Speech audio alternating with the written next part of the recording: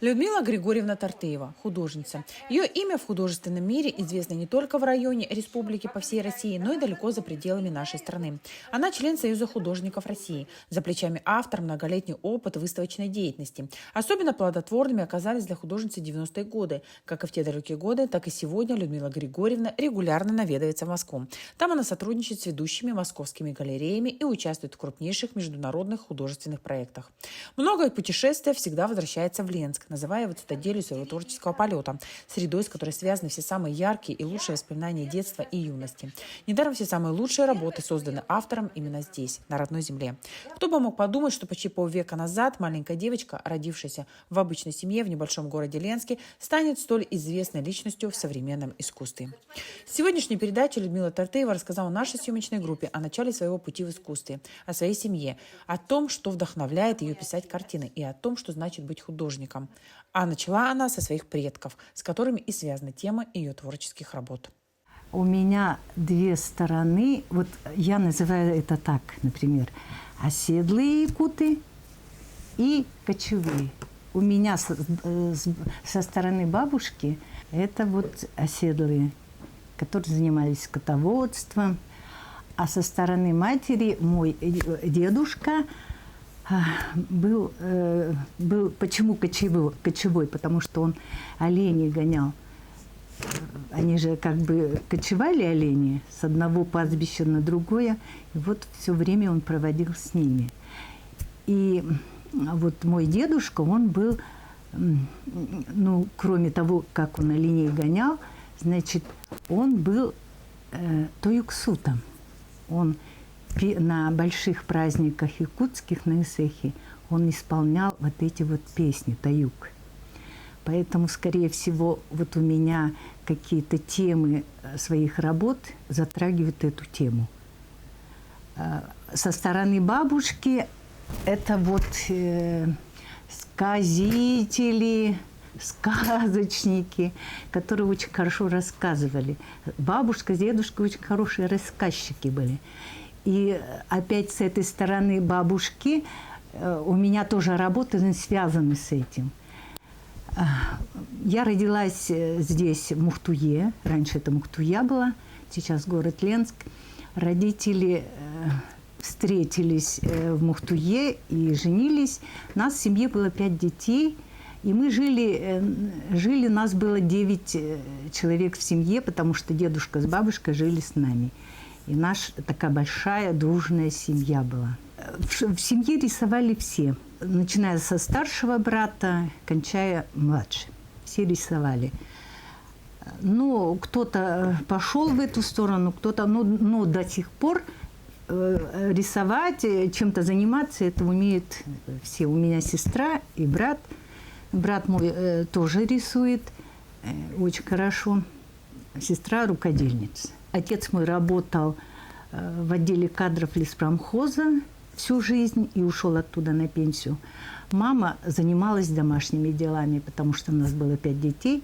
Но очень близко в воспитании принимала участие бабушка.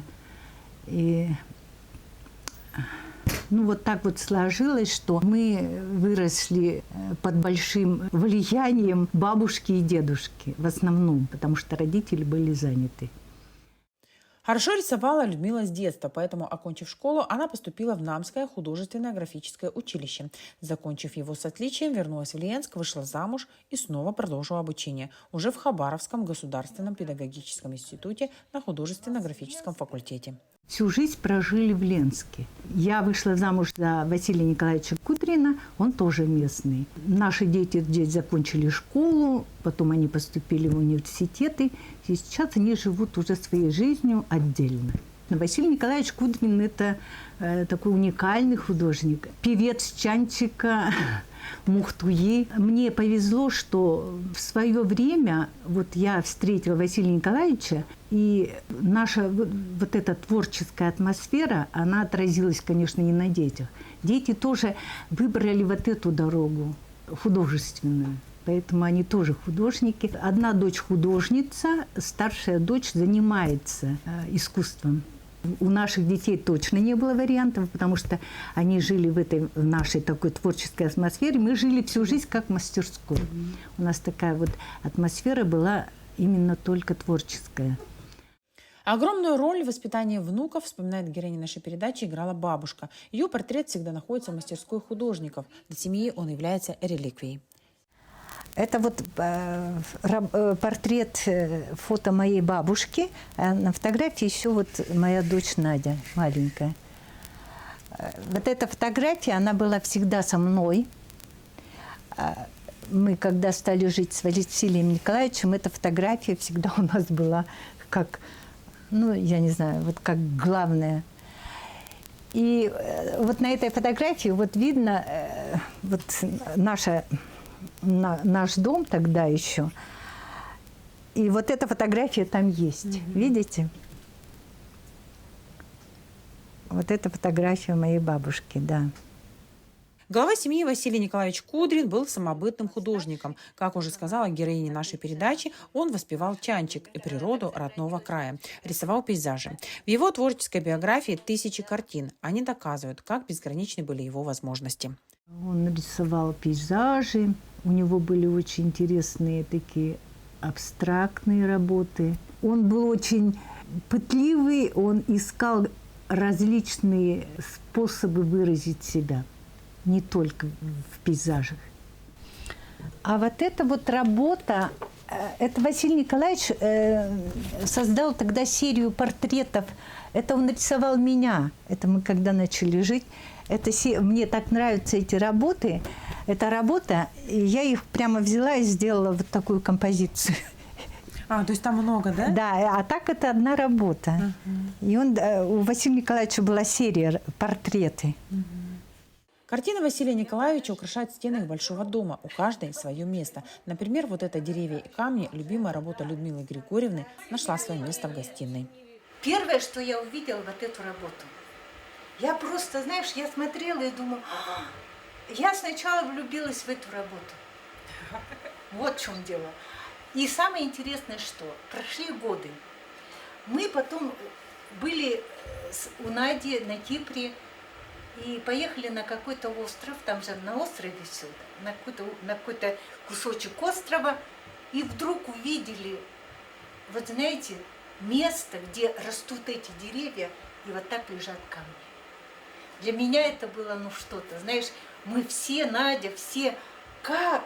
Вот картина папы, который сделал эту работу давным-давно, он ее сделал где-то в 1972 году. А вот этот пейзаж мы увидели на Кипре, на острове, просто воочию. Это было что-то, это было потрясающе. Все картины Василия Николаевича написаны на холстах масляными красками. Работы же Людмилы Тартеевой в основном в графике, но и живописные полотна составляют значительную часть ее творческого наследия. Это серия «Солнцепек». Это я на холсте маслом делала. Но их было тоже работ 20. Ну вот сейчас только вот я вижу пока 3.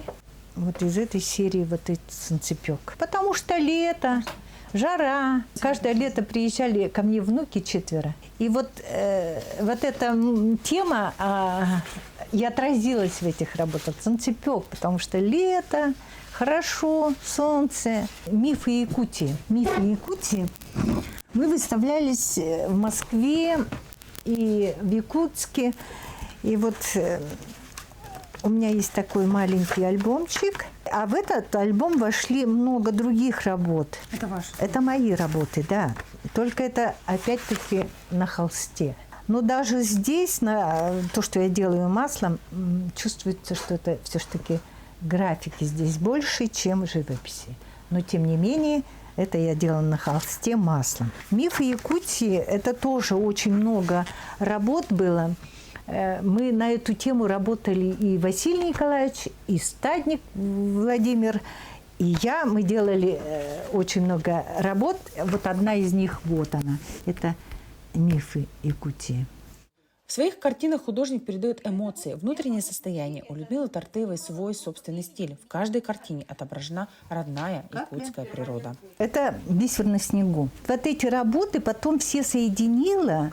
Они же как бы сказания вот этой нашей местности, где мы родились. Все тут связано с нашей, допустим, с нашим местом Мухтуйки, Чанчика. И вот я решила вот эти работы, чтобы они как бы создали вот этот миф, легенду нашей местности. Мне помогли сделать макет книги. И вот эти работы, они вошли в эту книгу. Я как бы создаю сюжет, да, и при этом я как бы украшаю, как бы делаю какие-то элементы украшений. Потому что у якутов очень много таких украшений, которые женщина носит.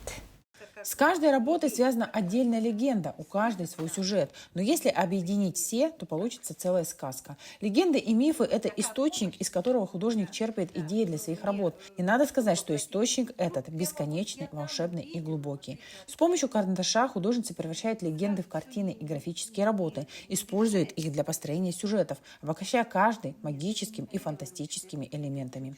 Таким образом, древние истории оживают в новых формах. Картина Людмилы передает зрителю культуру народа, соединяет истории предков. Также говорят о внутреннем мире художника и ее настроении. Вторая сторона, о которой я говорила, это звуки Аланхо. Якутские графики, вот Нюргунбатов стремительный, они рисовали, вот иллюстрировали художники якутские, Сивцев, Карамзин, Корякин, вот иллюстрация их была, да? Это же известный, это якутский эпос. И я тоже решила сделать как бы звуки Аланхо, но не вот так вот конкретно сюжеты, вот образы показывать, а вот именно через, как говорится, чтобы прочувствовать как звуки, чтобы это был звук, но через линии и цвет. Вот они, главное тут линии и такие вот кусочки цветовые, ну, цвет. Вот эта динамичность движения создает этот звук. И когда ты смотришь, ты должен вот эту динамику этого звука прочувствовать. Но хотелось вот такую мысль. Это вот звуки Аланхо. Людмила Тартыева не ограничивает себя определенной техникой, всегда ищет что-то новое, пробует. Не меняется только одно – темы, они остаются прежними. И неважно где, в каком уголке нашей страны художница их начинает писать. Так, например, идея создания серии «Бисер на снегу» Людмиле Григорьевне пришла в Москве, когда она гостила у старшей дочери. Был период такой, когда мы с Василием Николаевичем очень много путешествовали. Но это путешествие нам, конечно, организовывала наша старшая дочь Надежда. Они жили в Москве, и мы проводили время зимой в Москве, жили там большой такой дружной семьей. Там была такая большая мастерская, и вот «Бисер на снегу», вот именно там родилась. Я там нарисовала эту серию. Начало этой серии я рисовала в Москве. И до сих пор я какую-то эту тему затрагиваю и продолжаю, и даже здесь. А в Ленск лето для меня это самое лучшее время, это лето в Мухтуе, в Ленске. Потому что у нас лето очень интересно. Мы приезжали на все лето сюда, а зимой уезжали туда к детям. Вот московский период тоже был очень большой и творческий. Василий Николаевич там создал очень много работ, повторил серию «Конек», серию «Хамринка». Я там создала вот эту серию, начало этой серии «Бисер на снегу». Там же начало было серии «Звуки Аланхо». У всех была своя тема. У меня младшая дочь работала со стеклом, делала такие якутские тотемы, но это был металл и стекло. Эти работы вот последний раз выставлялись в Париже. Они представляют собой якутские СРГ, но они тоже стилизованы. Это не конкретно СРГ, но они показаны через металл, через стекло. Очень интересные такие вот композиции. С особой теплотой Людмила Тартеева во время интервью вспоминала 90-е годы. Это период, когда она одновременно вела педагогическую работу с детьми в художественной студии, писала картины и участвовала в проектах режиссера Юрия Филонова. Творчество художницы вышло за рамки картин в пространство. Совместно с Филоновым в 1993 году был подготовлен детский праздник «Волшебная радуга земли Аланхо», спектакль «Волшебные карандаши» по рисункам дочерей художницы Нади и Ксюши. Юра Филонов – это целый пласт нашего творчества. В жизни повезло встретить Юру. У нас произошел такой большой тандем творческий. И вот тогда родились такие очень интересные работы в виде спектаклей. Вот «Волшебные карандаши», «Мистерия цветов», «Легенда о племени Аи». А сколько было очень интересных работ, посвященных, вот, когда делали Дни города. Вот помните, на стадионе делали, потом делали вот там, где бульвар Ягнышева, да, вот там мы делали большой городской праздник. Там участвовали все, участвовали многие, как художники участвовали, делали костюмы. Надя моя делала эскизы костюмов вот этих якутских, которые красные шли. Да, это было очень. А первый раз, когда я Юру увидела, я его увидела, когда он делал Новый год у нас в Доме пионеров. Я была удивлена, потому что это был какой-то совсем другой формат утренника, совсем другой формат. Мне очень интересно стало. И вот когда пришло предложение, что надо делать Дни культуры Ленского района в городе Якутске, другого варианта, как Юра Филонов, не было, потому что надо было Юре это поручить. Юра сначала не соглашался, но когда он согласился, тут просто все закрутилось. Сделали такой большой спектакль, и когда мы поехали в Якутск, в этом спектакле участвовали все дети, творческие дети нашего города. Во-первых, дети Киринской, дети, танцевальные коллективы детские. И мы в Якутске сделали очень большой фурор. После этого мы с Юрой делали очень много других. Например, один из них – это «Легенда о племени Аи». Это идея ГПТУ. Виктория Николаевна Торокова, она предложила сделать с участниками училища вот этот вот. Сначала это было в маленьком таком масштабе, сделать как бы концерт. Но Юра, он же не делает концерт, он сделал большой спектакль. Этот спектакль назывался «Легенда о племени Аи». Конечно, это было... С этим спектаклем ездили в Мирный, где тоже были все очень удивлены. И мне говорили, что это участвуют не учащиеся ГПТУ, а какие-то артисты, потому что они играли очень правдоподобно. И потом вот уже по истечению большого времени Юра говорил, что мы в Ленске сделали тогда революцию, потому что он уехал уже, потом работал в Иркутске, он делал огроменные стадионные представления, но он всегда вспоминал, что мы в Ленске делали такие маленькие, но очень революционные вещи. Во время нашей беседы героиня нашей передачи рассказала нам и о своей семье. В мастерской художницы расположены не только десятки ее работ и картин ее супруга Василия Кудрина, но и большое количество семейных фотографий. С каждой связаны определенные моменты жизни, которые оставили отпечатки в памяти. Это вот Василием Николаевичем, когда встретились, это то время, начало. А вот это вот моя старшая дочь, это фотография очень известного фотографа, может, вы его знаете, Ушницкий.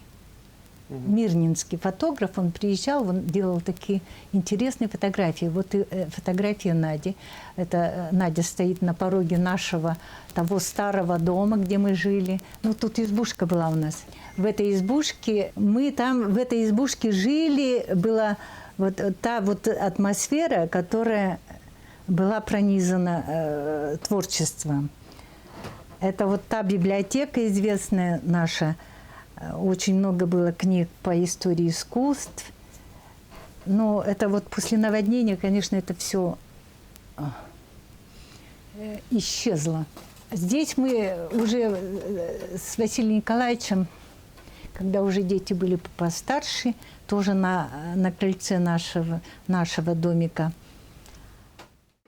Не могла художница не задеть и проблемные вопросы, касаемые творческой деятельности. Не только ее самой, но и всех художников Ленского района, а именно отсутствие того пространства, где можно было выставлять картины. Очень много работ Василия Николаевича. И у нас Ленск может гордиться такими художниками, как Владимир Ильич Стадник, Василий Николаевич Кудрин. Это же тоже как бы наследие наше, да? Но в Ленске у нас не хватает вот именно картинной галереи, где можно выставляться. У нас нет такого помещения, потому что нереально выставить работы. Помещение не позволяет, потому что все-таки выставочный зал – это совсем другое помещение, чем просто коридоры, например. Конечно, для города это очень важно – иметь помещение, где зрители могли бы знакомиться, видеть, помнить вот наших художников, их работы видеть. Потому что их хранить, эти работы, тоже очень сложно. Вот у меня очень много его работ, Василия Николаевича, но они все по каким-то закоулочкам заложены. Я время от времени вытаскиваю, меняю экспозиции, но это мало. У нас же будет республиканский цех. Конечно, хотелось бы, чтобы как гости, которые будут посещать наш город, могли увидеть, что у нас было в Ленске, что у нас есть в Ленске. Именно связано с художеством, с творчеством. Какие художники у нас, ну, чем мы можем, как мы можем их показать. Людмила Тартыева – график, член творчества Союза художников. Своим творчеством она прославила Якутию. Ее известность уже давно шагнула за пределы города и страны. Ее работы приобретают музеи России и за границей. И это итог долгого, неутомимого творческого пути. Художница пользуется большим уважением и признанием земляков, коллег по работе. В 90-е годы наш город Ленск называли городом художников. И, естественно, в Центре досуга и народного творчества проводилось очень много выставок художников. Не только наших художников, но у нас приезжали художники с Армении, допустим, с Мирного, Олег Крысаков и так далее. Но частыми гостями, естественно, были ленские художники. Их работы с удовольствием смотрели все наши жители. Самое активное участие, это, естественно, принимала семья Кудриных, Василий Николаевич, Людмила Григорьевна и их дочери. У них 2 дочери, такие же талантливые, как и они. Ну, если смотреть вот на то, сколько мы лет знакомы с Людмилой Григорьевной, ну, наверное, знакомы более 30 лет. Я ее знаю как талантливую художницу, как гостеприимную хозяйку, потому что все мероприятия, которые, допустим, проводились в городе, и вот такая рабочая обязательно какая-то планерочка, она проводилась именно у Кудриных на дому. Людмила Григорьевна, она, естественно, хозяйка, угощала нас чаем и так далее, подводили итоги, смотрели, как, чего, какие это минусы, какие плюсы. Людмила Григорьевна, мало того, что она, допустим, талантливая, она еще очень мудрая женщина, очень спокойная, очень гостеприимная. К ее творчеству я отношусь очень замечательно. Людмила Григорьевна, она местная и очень любит природу и так далее, но она очень хорошо пишет якутское творчество. И вот сейчас она даже издает книгу, работает над ней. Книга называется «Сказание Мухтуя». И там она работы свои помещает и описывает как бы в виде сказки. Такая очень интересная будет книга. Если мы ее издадим, это будет большой подарок для города и вообще, тем более в преддверии республиканского национального праздника, который у нас будет в следующем году. Я очень ее люблю и ценю ее дружбой. На днях выставка «Вернисаж» пройдет и в родном городе Ленске. В историко-краеведческом музее будет выставлена серия «Бисер на снегу». Мероприятие приурочено к празднованию Исааха Ланхо, который пройдет в Ленском районе уже в следующем году.